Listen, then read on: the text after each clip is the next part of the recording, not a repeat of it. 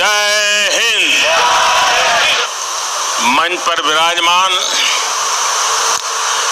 पश्चिम बंगाल के राज्यपाल श्रीमान जगदीप धनखड़ जी, पश्चिम बंगाल की मुख्यमंत्री बहन ममता बनर्जी जी, मंत्रिमंडल में मेरे सहयोगी श्री प्रहलाद पटेल, श्री बाबुल सुप्रियो जी, नेताजी सुभाष बोस के निकट संबंधीजन, भारत का गौरव बढ़ाने वाली आजाद हिंद फौज के जांबाज सदस्य, उनके परिजन, यहाँ उपस्थित कला और साहित्य जगत के दिग्गज और बंगाल की इस महान धरती के मेरे भाई और बहनों, आज कोलकाता में आना मेरे लिए बहुत भावुक कर देने वाला क्षण है। बचपन से जब भी ये नाम सुना, नेताजी सुभाष चंद्र बोस, मैं किसी भी स्थिति में रहा, परिस्थिति में रहा, ये नाम कान में पड़ते ही एक नई ऊर्जा से भर गया। इतना विराट व्यक्तित्व की उनकी व्याख्या के लिए शब्द कम पड़ जाए। इतनी दूर की दृष्टि कि वहां तक देखने के लिए अनेकों जन्म लेने पड़ जाए। विकट से विकट परिस्थिति में भी इतना हौसला, इतना साहस कि दुनिया की बड़ी से बड़ी चुनौती ठहर न पाए। मैं आज नेताजी सुभाष चंद्र बोस के चरणों में अपना शीश झुकाता हूं, उन्हें नमन करता हूं और नमन करता हूं उस मां को, प्रभा देवी जी को, जिन्होंने नेताजी को जन्म दिया। आज उस पवित्र दिन को 125 वर्ष हो रहे हैं। 125 वर्ष पहले आज के ही दिन मां भारती की गोद में उस वीर सपूत ने जन्म लिया था, जिसने आजाद भारत के सपने को नई दिशा दी थी। आज के ही दिन गुलामी के अंधेरे में वो चेतना फूटी थी, जिसने दुनिया की सबसे बड़ी सत्ता के सामने खड़े होकर कहा था, मैं तुमसे आजादी मांगूंगा नहीं, आजादी छीन लूंगा।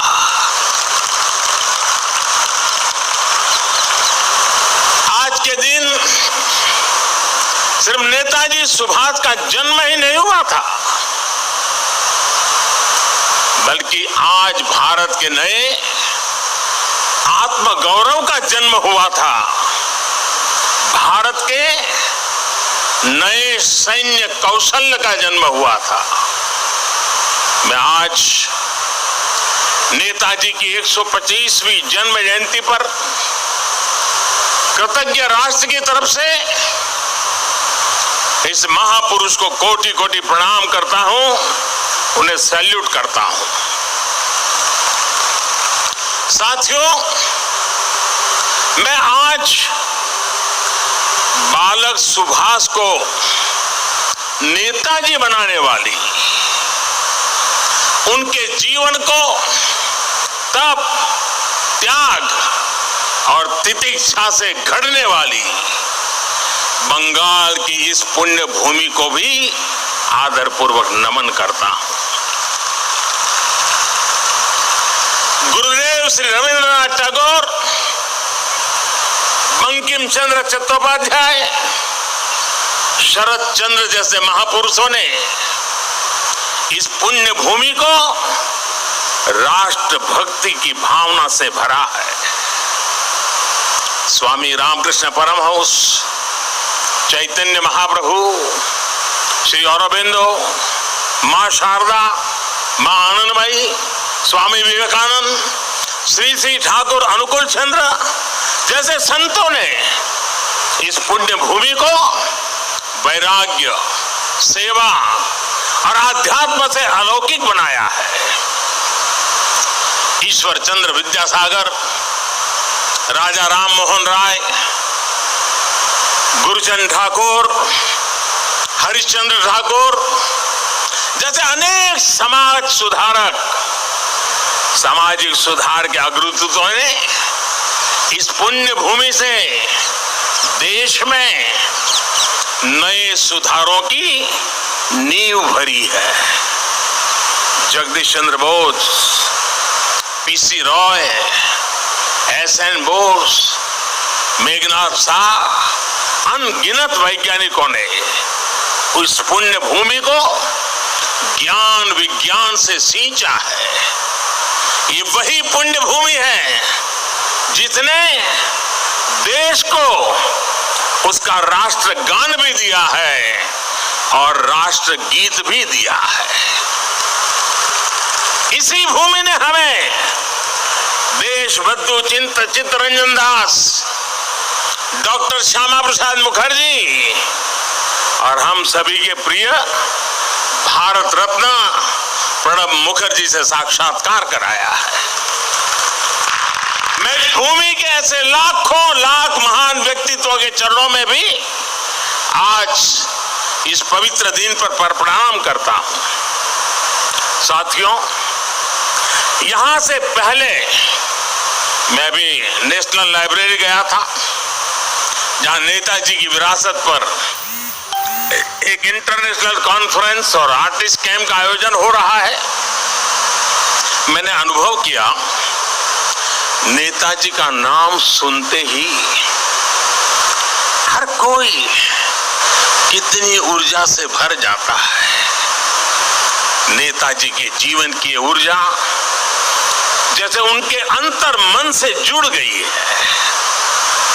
उनकी यही ऊर्जा, यही आदर्श, उनकी तपस्या, उनका त्याग देश के हर युवा के लिए बहुत बड़ी प्रेरणा है।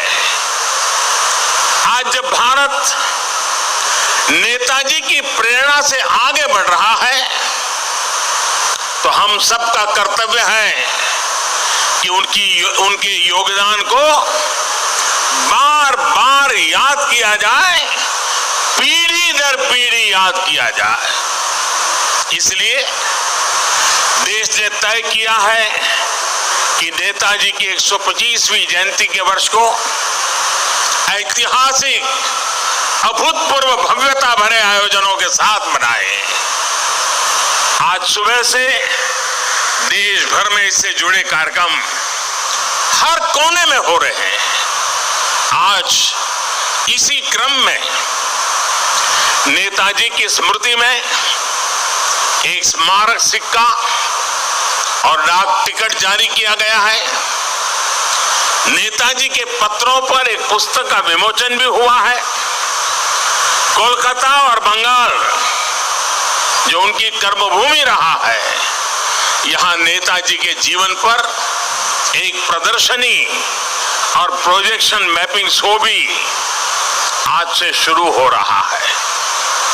हावड़ा से चलने वाली ट्रेन हावड़ा कालका मेल का भी नाम अब नेताजी एक्सप्रेस कर दिया गया है। देश ने यह भी तय किया है कि अब हर साल हम नेताजी की जयंती यानी 23 जनवरी को पराक्रम दिवस के रूप में मनाया करेंगे। हमारे नेताजी पराक्रम की प्रतिमूर्ति भी है और प्रेरणा भी है। आज जब इस वर्ष देश अपनी आजादी के 75 वर्ष में प्रवेश करने वाला है, जब देश आत्मनिर्भर भारत के संकल्प के साथ आगे बढ़ रहा है, तब नेताजी का जीवन, उनका हर कार्य, उनका हर फैसला हम सभी के लिए बहुत बड़ी प्रेरणा है। उनके जैसे फौलादी इरादों वाले व्यक्तित्व के लिए असंभव कुछ भी नहीं था। उन्होंने विदेश में जाकर देश से बाहर रहने वाले भारतीयों की चेतना को झकझोरा। उन्होंने आजादी के लिए आजाद हिंद फौज को मजबूत किया। उन्होंने पूरे देश से हर जाति, पंथ, हर क्षेत्र के लोगों को देश का सैनिक बनाया। उस दौर में जब दुनिया महिलाओं के सामान्य अधिकारों पर ही चर्चा कर रही थी, नेताजी ने रानी झांसी रेजिमेंट बनाकर महिलाओं को अपने साथ जोड़ा। उन्होंने फौज के सैनिकों को आधुनिक युद्ध के लिए ट्रेनिंग दी, उन्हें देश के लिए जीने का जज्बा दिया, देश के लिए मरने का मकसद दिया। नेताजी ने कहा था, भारत डाकछे रोकतो डाक दिए छे रोकतो के। ओठो दांडाओ आमोदेर नोस्टो करार मतो सोमोय नोय। अर्थात भारत बुला रहा है, रक्त रक्त को आवाज दे रहा है, उठो, हमारे पास अब गंवाने के लिए समय नहीं है। साथियों, ऐसी हौसले से भरी हुंकार सिर्फ और सिर्फ नेताजी ही दे सकते थे। और आखिर उन्होंने दिखा भी दिया कि जिस सत्ता का सूरज कभी अस्त नहीं होता, भारत के वीर सपूत रणभूमि में उससे भी परास्त कर सकते हैं। उन्होंने संकल्प लिया था, भारत की जमीन पर आजाद भारत की आजाद सरकार की नींव रखेंगे। नेताजी ने अपना ये वादा भी पूरा करके दिखाया। उन्होंने अंडमान में अपने सैनिकों के साथ आकर तिरंगा फहराया। जिस जगह अंग्रेज देश के स्वतंत्रता सेनानियों को यातनाएं देते थे, काला पानी की सजा देते थे, उस जगह जाकर उन्होंने सेनानियों को अपनी श्रद्धांजलि दी थी। वो सरकार अखंड भारत की पहली आजाद सरकार थी। नेताजी अखंड भारत की आजाद हिंद सरकार के पहले मुखिया थे। और ये मेरा सौभाग्य है कि आजादी की उस पहली झलक को सुरक्षित रखने के लिए 2018 में हमने अंडमान के उस द्वीप का नाम नेताजी सुभाष चंद्र बोस द्वीप रखा। देश की भावना को समझते हुए नेताजी से जुड़ी फाइलें भी हमारी सरकार ने सार्वजनिक की। ये हमारी ही सरकार का सौभाग्य रहा जो 26 जनवरी की परेड के दौरान आईएनए वेटरन्स परेड में शामिल हुए थे। आज यहां इस कार्यक्रम में आजाद हिंद फौज में रहे देश के वीर बेटे और बेटी भी उपस्थित है। मैं आपको फिर से प्रणाम करता हूं और कब प्रणाम करते हुए कहीं कहूंगा कि देश सदा सर्वदा आपका कृतज्ञ रहेगा, कृतज्ञ है और हमेशा रहेगा। साथियों, 2018 में ही देश ने आजाद हिंद सरकार के 75 साल को भी उतने ही धूमधाम से मनाया था। देश ने उसी साल सुभाष चंद्र बोस आपदा प्रबंधन पुरस्कार भी शुरू किए।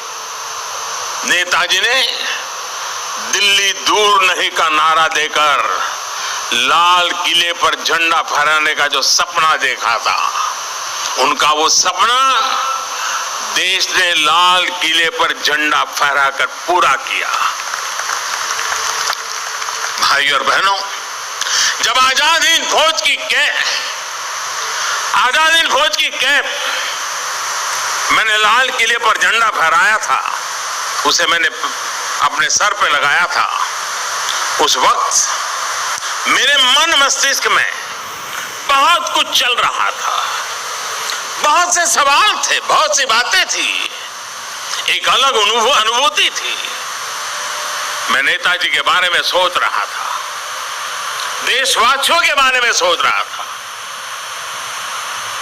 वो किसके लिए जीवन भर इतना रिस्क उठाते रहे। जवाब यही है, हमारे और आपके लिए। वो कई दिनों तक आमरण अनशन किसके लिए करते रहे? आपके और हमारे लिए। वो महीनों तक किसके लिए जेल की कोठरी में सजा भुगतते रहे? आपके और हमारे लिए। कौन ऐसा होगा जिसके जीवन के पीछे इतनी बड़ी अंग्रेजी हुकूमत लगी हो, वो जान हथेली पर रखकर फरार हो जाए। हफ्तों तक वो काबुल की सड़कों पर अपना जीवन दांव पर लगाकर एक एम्बेसी से दूसरी से चक्कर काट लगाता रहे। किसके लिए? हमारे और आपके लिए। विश्व युद्ध के उस माहौल में देश के बीच पल पल बदलते देशों के बीच के रिश्ते, इसके बीच क्यों वो हर देश में जाकर भारत के लिए समर्थन मांग रहे थे, ताकि भारत आजाद हो सके, हम और आप आजाद भारत में सांस ले सके। हिंदुस्तान का एक एक व्यक्ति नेताजी सुभाष बाबू का ऋणी है। 130 करोड़ से ज्यादा भारतीयों के शरीर में बहती रक्त की एक एक बूंद नेताजी सुभाष की ऋणी है। ये ऋण हम कैसे चुकाएंगे? ये ऋण क्या हम कभी चुका भी पाएंगे? साथियों, जब नेताजी सुभाष यहां कोलकाता में अपने 38/2 एल्गिन रोड के घर में कैद थे, जब उन्होंने भारत से निकलने का इरादा कर लिया था, तो उन्होंने अपने भतीजे शिशिर को बुलाकर कहा था, अमार एकता काज कोरते पारवेगा, अमार एकता काज कोरते पारवे, क्या मेरा एक काम कर सकते हो? इसके बाद शिशिर जी ने वो किया जो भारत की आजादी की सबसे बड़ी वजहों में से एक बना। नेताजी ये देख रहे थे कि विश्व युद्ध के माहौल में अंग्रेजी हुकूमत को अगर बाहर से चोट पहुंचाई जाए तो उसे दर्द सबसे ज्यादा होगा। वो भविष्य देख रहे थे कि जैसे जैसे विश्व युद्ध बढ़ेगा, वैसे वैसे अंग्रेजों की ताकत कम पड़ती जाएगी, भारत पर उनकी पकड़ कम पड़ती जाएगी। ये था उनका विजन। इतनी दूर देख रहे थे वो। मैं कहीं पढ़ रहा था कि इसी समय उन्होंने अपनी भतीजी इला को दक्षिणेश्वर मंदिर भी भेजा था कि मां का आशीर्वाद ले आओ। वो देश से तुरंत बाहर निकलना चाहते थे। देश के बाहर जो भारत समर्थक शक्तियां हैं उन्हें एकजुट करना चाहते थे।